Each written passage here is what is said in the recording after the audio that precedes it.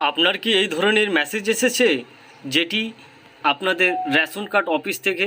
তো অবশ্যই এই এসএমএসের জন্য চিন্তা করবেন না, আপনাদের জন্য সলিউশন নিয়ে এসেছি এই ভিডিওর মাধ্যমে। তো এর জন্য প্রথমে আপনারা আপনাদের যে রেশন কার্ড রয়েছে সেই রেশন কার্ডের স্ট্যাটাসটি চেক করে নেবেন। তো দেখতে পাচ্ছেন আমি আপনাদেরকে রেশন কার্ডের স্ট্যাটাসটি চেক করে দেখলাম এই কার্ডের। তো কার্ডটি দেখতে পাচ্ছেন যে ইনভ্যালিড করা হয়েছে। তো এখানে কি দেখাচ্ছে স্ট্যাটাসে, আরও দেখাচ্ছে যে এখানে বলছে ইকেওয়াইসি, অর্থাৎ ইকেওয়াইসি আপনাকে পুনরায় করতে বলছে।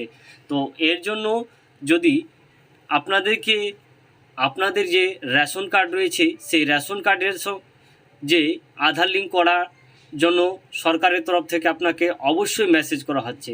তো আপনারা চিন্তা করবেন না, আপনারা বাড়িতে বসে আপনাদের মোবাইলের সাহায্যে আপনারা কাজটি করতে পারবেন। এই ভিডিওর সম্পূর্ণরূপে দেখলে আপনারা বাড়িতে বসে আপনাদের যে এই কাজটি সম্পূর্ণ করবেন। তো ভিডিওটি যদি ভালো লাগে তো লাইক, শেয়ার, কমেন্ট এবং সাবস্ক্রাইব করবেন স্বপন টেক গুরু ইউটিউব চ্যানেলকে। তো আমি বলবো যে আপনাদের একটি লাইক এবং শেয়ার আমাকে ভিডিও বানাতে মোটিভেশন করে। তো আমি এবার বেশি দীর্ঘায়িত না করে আমি আপনার মূল টপিক্সের উপরে চলে যাব। তো ভিডিওটি স্কিপ করে গেলে আপনারা বুঝতে পারবেন না, এবং সেই স্কিপ করলেই আপনারা যে আপনাদের বাড়িতে বসে এই কাজটি সম্পূর্ণ করতে পারবেন না। তো চলুন এবার আমি আপনাদেরকে যে মোবাইলের সাহায্যে আপনাদেরকে দেখিয়ে দেবো যে কিভাবে আপনাদের যে রেশন কার্ডটি লাল হয়ে গেছে বা ইকেওয়াইসি সম্পূর্ণ করবেন। তো এর জন্য আমি স্টেপ বাই স্টেপ আপনাদেরকে দেখিয়ে দেবো। তো এর জন্য প্রথমে আপনারা আপনাদের মোবাইল থেকে সার্চ করে নেবেন রেশন।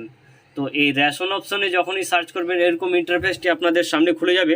তো এই জন্য এরকম ইন্টারফেসটি খোলার পরে এখানে অনেকগুলো অপশান দেখতে পারবেন। তার জন্য প্রথমে আপনাদের যে রেশন কার্ড লিঙ্ক দেখতে পাচ্ছেন, রেশন কার্ড লিঙ্ক আধার, তো এই অপশানে ক্লিক করবেন। এই অপশানে ক্লিক করার পরে এখানে আপনাদের যে রেশন কার্ডটি রয়েছে সেই রেশন কার্ডটি পুট করে দেবেন। তো রেশন কার্ডটি পুট করলে দেখতে পাচ্ছেন যে এই রেশন কার্ড হোল্ডারের যে নামটি লাল হয়ে গেছে, অর্থাৎ এর যে রেশন কার্ড রয়েছে আধার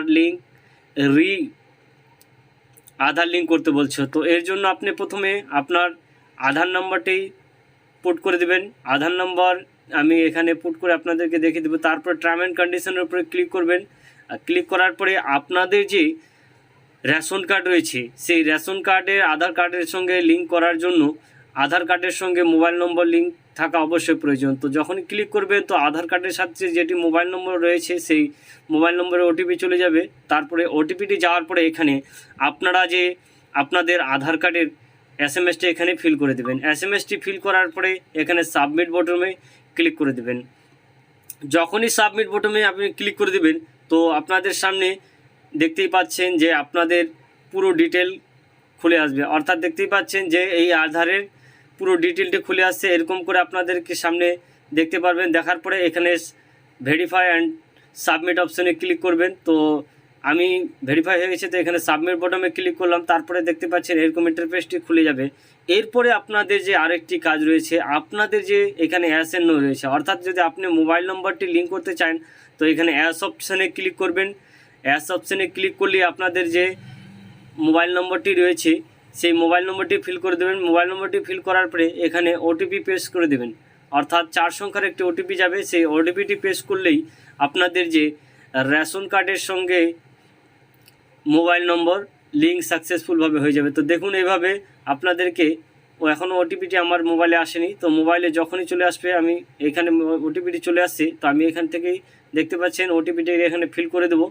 তো ফিল করার পরেই দেখতে পাচ্ছেন সাকসেসফুলভাবে আমার মোবাইল নম্বরটি সাবমিট হয়েছিল। এই ছিল আজকের ছোট ভিডিও। জয় হিন্দ, বন্দে মাতরম।